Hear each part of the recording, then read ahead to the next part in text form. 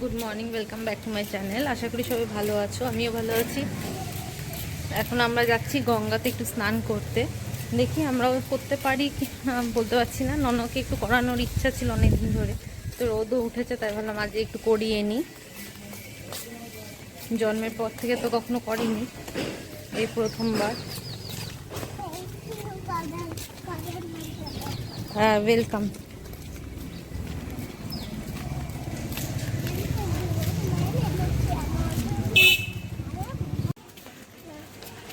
আকাশটা খুব সুন্দর হয়ে গেছে।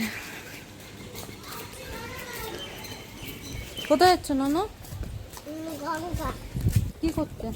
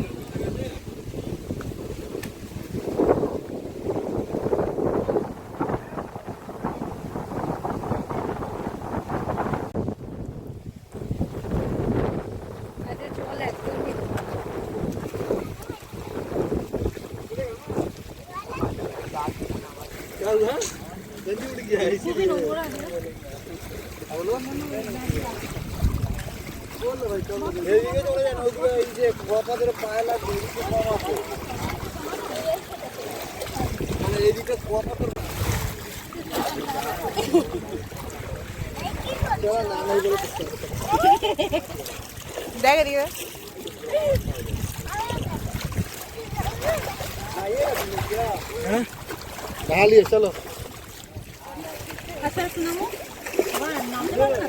আচ্ছা আচ্ছা আচ্ছা, আমি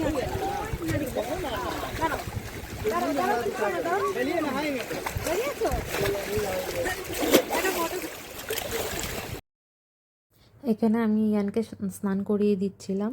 ও তো প্রথমে খুবই এক্সাইটেড ছিল যে স্নান করবে বলে, তারপর যেই দেখছে একটুখানি নেমে যে পায়ে একটুখানি বালি টালি ঠেকছে, তখনই বলছে মা কোলে নাও আমাকে, তুমি বসিয়ে তারপর স্নান করাও। আমি প্রথমে একবার করিয়েছিলাম, ওর জন্য ও আমাকে ছাড়তেই চাইছে না, কোনো রকমে দাঁড় করিয়ে রেখেছিলাম। তো তাড়াতাড়ি স্নান টান করে আমি একটুখানি জল ঢেলে উঠে পড়েছি। তারপরে এখানে তো আমাদের দুজনেরই স্নান হয়ে গেছে। ইয়ানকে একটু চেঞ্জ করিয়ে দিলাম, কারণ নাহলে ঠান্ডা লেগে যেত গায়ে জল বসে। আমি বাড়িতে গিয়ে একবারে চেঞ্জ করব। এই যে আমাদের হয়ে গেছে, এবার যাচ্ছি দুজনে মিলে। বেশ ওয়েদারটাও ভালো ছিল, হাওয়াও দিচ্ছিল আর রোদ্দুরও ছিল, ওর জন্যই এনেছিলাম আরও ওকে স্নান করাতে। আমাদের স্নান হয়ে গেছে, এই যে এইটাও স্নান টান করে জামা কাপড় পরে যাচ্ছে, মনে যে করিনি।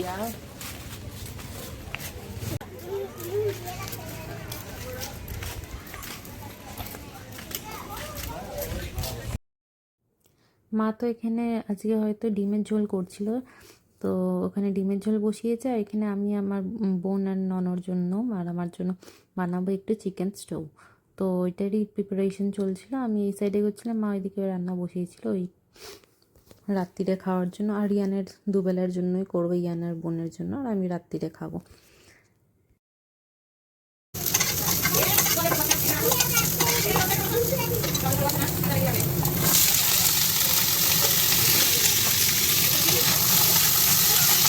হ্যাঁ, দুধ করে দিলে খেতো।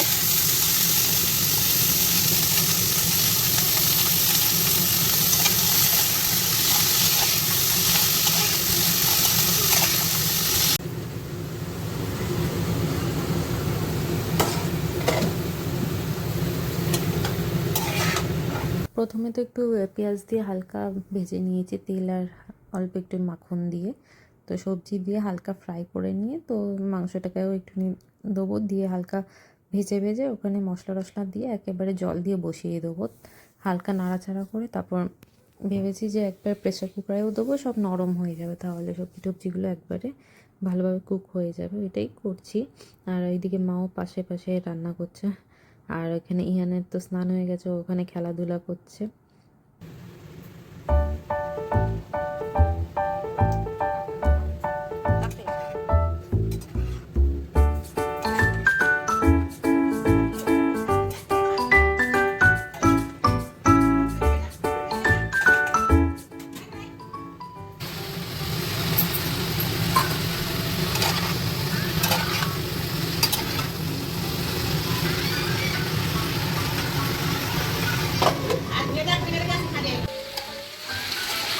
হালকা কষে কষে গেছে, এবার আমি জল দিয়ে তারপর প্রেসারে বসিয়ে দেবো।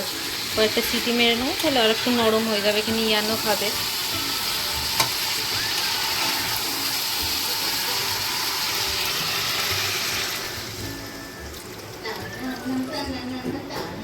নামানোর রেখে একটু গরম মশলা দিয়ে দেবো, যাতে গন্ধটা না থাকে। আর মাঝখানে একবার আমি নুনও দিয়েছিলাম মাংস দেওয়ার পরে, ওটা বলতে ভুলে গেছি। ঢেকে রেখে তারপর এটাকে প্রেসার কুকারে দিয়ে দেবো। প্রেসার কুকারে বসিয়ে দিচ্ছি, হালকা একটুখানি ঘি দিয়েছি আর ধনে পাতা একটু কুচিয়ে দিয়েছি। এবার প্রেসার কুকারটা ঢাকা বন্ধ করে কয়েকটা সিটি দিয়ে দেবো, যাতে সব কিছু নরম হয়ে যায়। এখানে আমার চিকেন স্টু একদম রেডি। একটুখানি ধনে পাতা দিয়ে দিচ্ছি যাতে গন্ধটা ভালো ছাড়ে। এবার নামিয়ে নেবো, তারপর ইয়ানকেও খাইয়ে নেবো, অনেকটাই বেলা হয়েছে। খাইয়ে দাইয়ে তারপর ওকেও ঘুম পাড়াবো আর আমরাও খাবো। দুপুরে খেয়ে নিয়ে ঘুমিয়েছি। তো ইয়ানকে দিয়ে বললাম যা দাদাকে দিয়ে তো বাবা আবার বললো ঠিক আছে অর্ডার কর। আবার 2খানা পিৎজা অর্ডার করা হয়েছিল, সবাই মিলে ভাগাভাগি করে খাওয়া হয়েছে সেদিন। আর এই যে এটার মুখে হাসি দেখেই বুঝতে পারছো কতটা এক্সাইটেড। বেরিয়েছি এখন 3জনে মিলে।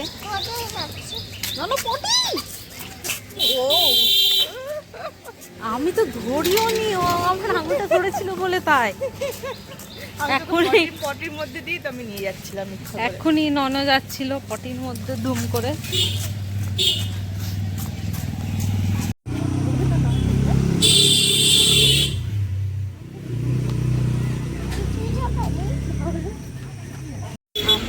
এসছি আজকে আমরা ধুপিঘাট, এই যে আমার স্কুল, আমার বোনের দুজনেরই।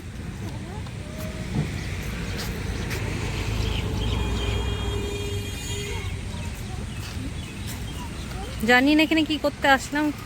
ইয়ান এত বাড়িতে দুষ্টুমি করছে, ভাবলাম একটু ওকে বেরোয় নিয়ে, ওর জন্য বিকাল বিকাল চলে এসছি।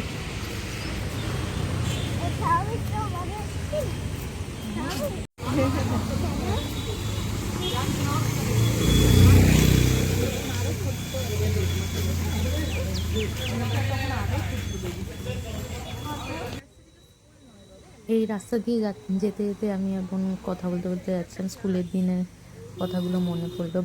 বাঙ্কও মারতাম মাঝে মধ্যে, তাই বোন বলছে একবার বাঙ্ক মারতে গিয়ে ধরা পড়ে গেছিলো নাকি। ও স্যারের কাছে অনেকে ছিল, তার ওর ফ্রেন্ডরা। আমরাও করেছি অনেকবার বাঙ্ক মেরে। এখানে আমি শানু, আমার আরও 2জন ফ্রেন্ড ছিল, ওরা মিলে সবাই সেখানে বসে থাকতাম মাঝে সাঝে। তখনকার দিনগুলো যেন আলাদা ছিল, এখন হয়ে গেছে। আর এই যে এটা কিছু খাইনি, তার জন্য কিনলাম একটা ডোনাট, ওইটাই দিয়েছি ওকে।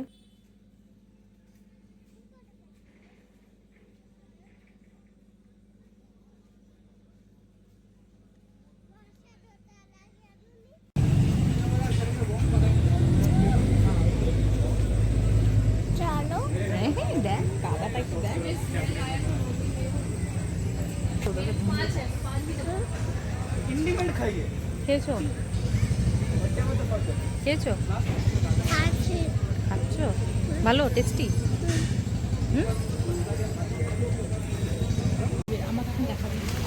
দেখা কেন? ভালো লাগছে, দেখেও ভালো লাগছে, তো কি সুন্দর লাগছে। আমরা এখন গাড়ির জন্য ওয়েট করছি, বাসের জন্য। বোন আকাশটা দেখ, ছাড় না বাবাই, ছাড় না। ঘুমাইনি, জ্বালালো, এই যে ঘুমিয়ে পড়েছে বাসে উঠে। এখানে আমরা বাড়ির সামনে প্রায় কাছাকাছি চলে এসেছি। ও ঘুমিয়ে পড়েছিলাম, মাঝখানে হাওয়া লেগেছে ঠান্ডা ঠান্ডা।